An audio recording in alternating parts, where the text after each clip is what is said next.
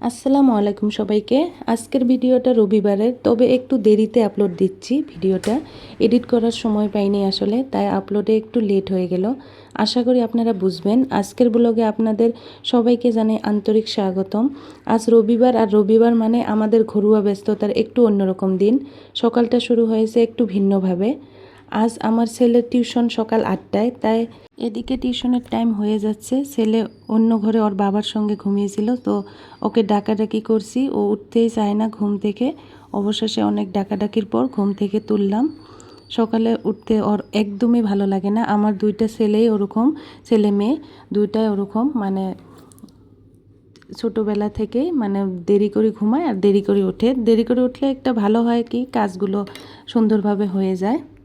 এদিকে আমার ছোট্ট মেয়েটা এখানে ঘুমিয়েছে, আমার সঙ্গে ঘুমিয়েছিল। ও যে ঘরে ঘুমাচ্ছে সেই ঘরে টিউশন পড়ায়, মানে টিউশন স্যার যে আমার ভিডিও দেখে জানে। তাই ওকে বিরক্ত না করে যতটা সম্ভব আস্তে আস্তে সব কাজগুলো করছি। আর কাজ হওয়ার পর লাইটটাও অফ করে দিছি যাতে ওর ডিস্টার্ব না হয়।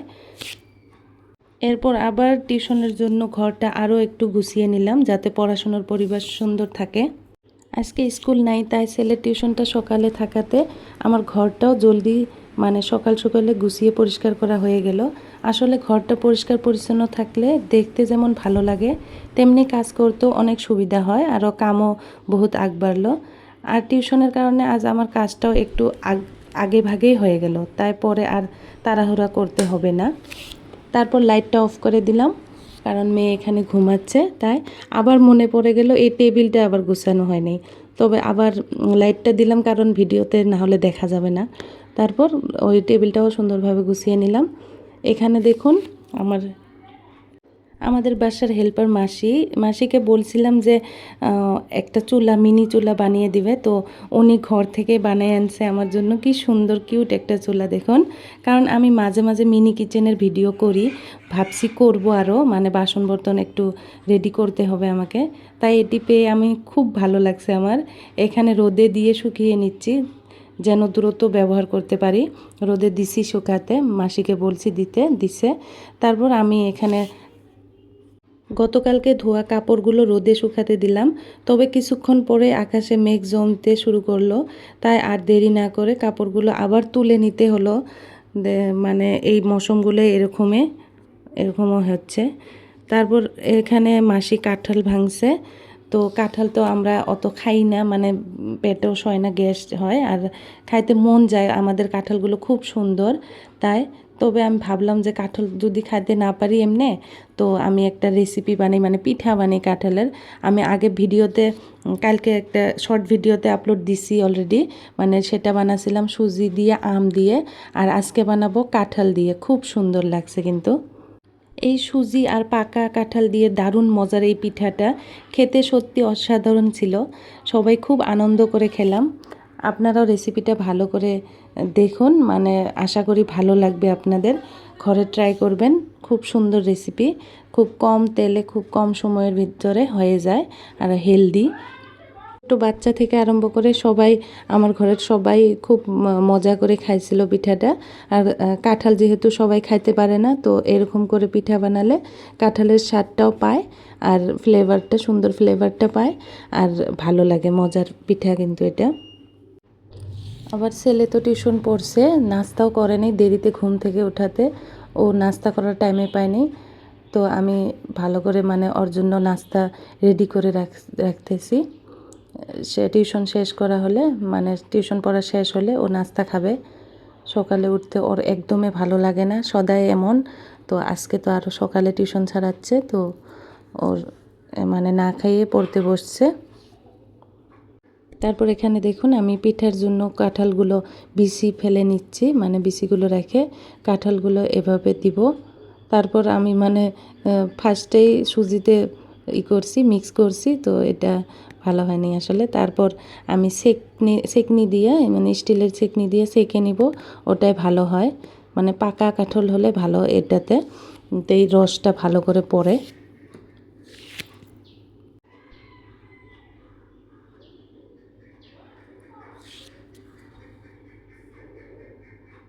আমার ফার্স্টে মনেই পড়েনি যে আমি সেকনি দিয়ে নিব তো ভালো হবে। তারপর মনে পড়েছে, তারপর আমি সেকনি দিয়ে নিচ্ছিলাম।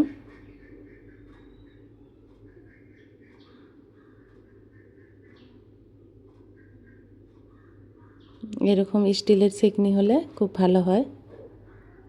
একটু মোটা হলে আরও বেশি ভালো হতো, ওরকম নাই আমার কাছে। তাই এটাতে হয়।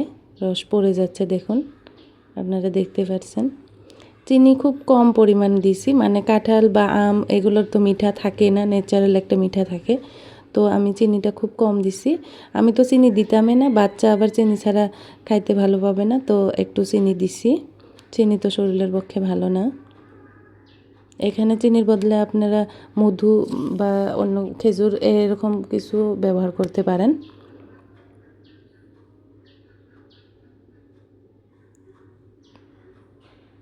খুব কম তেলে হয়ে যায় এটা পিঠা।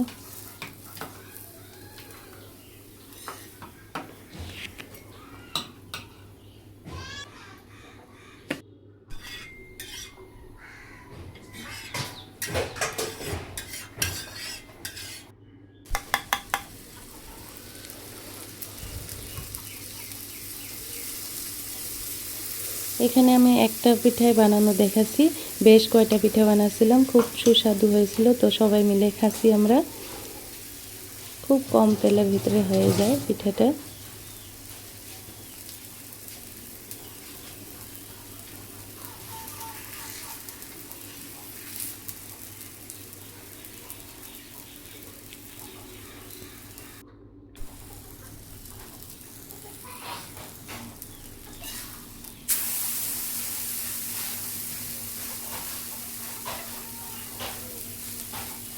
পিঠাটা পাতলা হলে বেশি ভালো হয়, মানে ভাজাটা সুন্দরভাবে হয়ে যায়।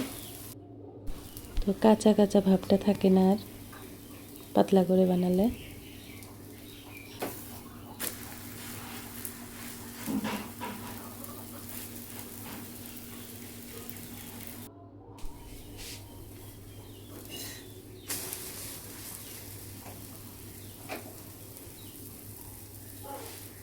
এখানে বেশ কয়টা পিঠা বানাছিলাম আমি, সবাই খাচ্ছি, মানে ছোট বড় সবাই এটা খুব মজা করে খাইছিলাম আমরা।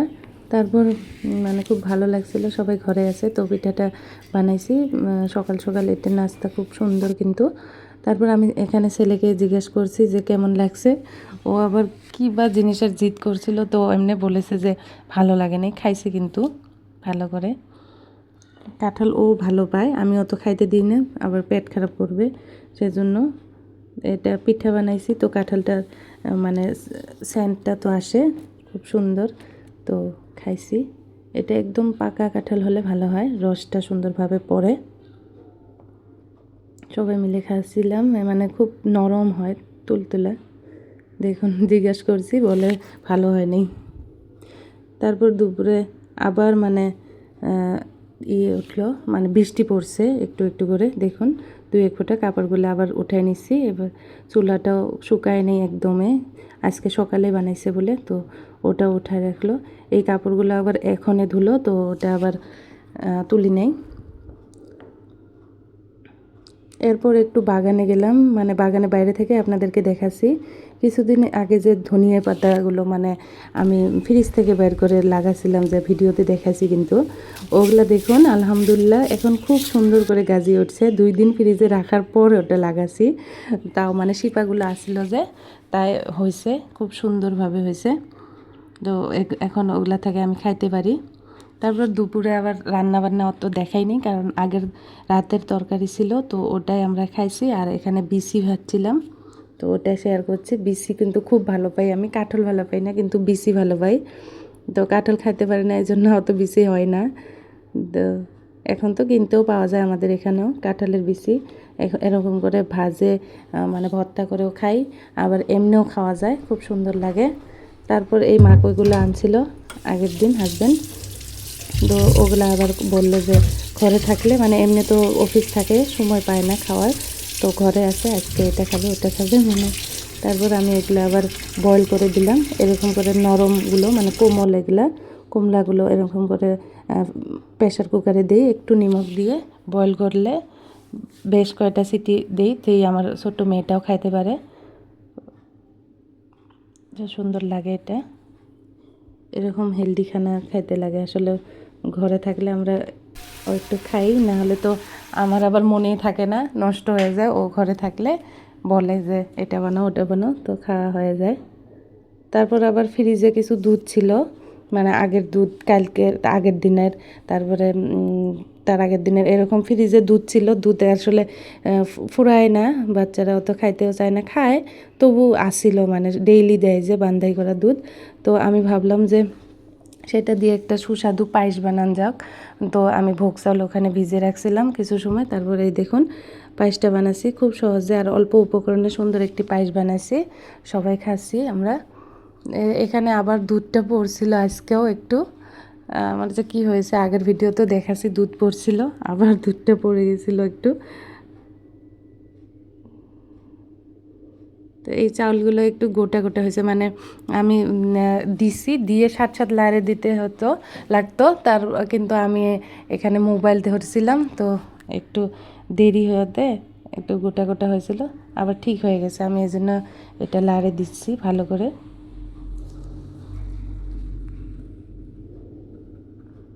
তারপর বিকাল টাইমে আবার মেয়ে বলল যে দোকানে যাবে ও, এটা কুরকুরি লাগে, এটা লাগে, ওটা লাগে, তো ওকে নিয়ে একটু গেলাম। মেন রোড থেকে আমাদের বাড়ির রাস্তাটা একটু দেখিয়ে দিলাম আপনাদেরকে। দেখুন আমার এই রাস্তাটা, এখান দিয়ে আমাদের বাড়িতে আসা হয়। এই ছিল আমাদের আজকের রবিবারের ছোট্ট সাধারণ কিন্তু ভালোবাসার ভরা দিন। ভিডিওটি যদি আপনাদের ভালো লাগে তাহলে একটি লাইক দিয়ে চ্যানেলটাকে সাবস্ক্রাইব করে দিবেন। সবাই সুস্থ থাকবেন, ভালো থাকবেন। খুদা হাফিজ। এই ছিল দেখুন আমার মেন রোডটা, আমাদের মেন রোড থেকে এই রাস্তা বাড়ি, মানে রাস্তা থেকে দূরে থাকলেও ভালো হয় বাড়িটা, মানে ধুলাবালি একটু কম। এটা কারবা বিল্ডিং একটা হইতেছে এখানে। আজকের জন্য এতটুকু, বাই বাই, থ্যাংক ইউ।